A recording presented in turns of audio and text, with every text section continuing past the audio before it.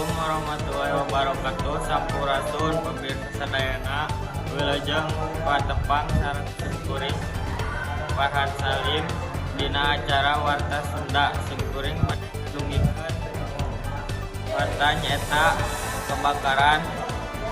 kebakaran hebat lumangsung di salah sahiji kawasan pasar nu aya di Kecamatan Ngunut.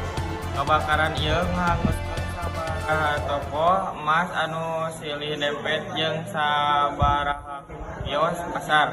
Kebakaran lumangsung dina Jumat Peuting. Kebakaran diperkirakeun lumangsung mulai ti jam 8 Peuting. Kebakaran kanyahoan ku salah sahiji pengendara motor anu keur eureun di lampu merah. Pengendara motor ieu terus mere beja pengendara motor nu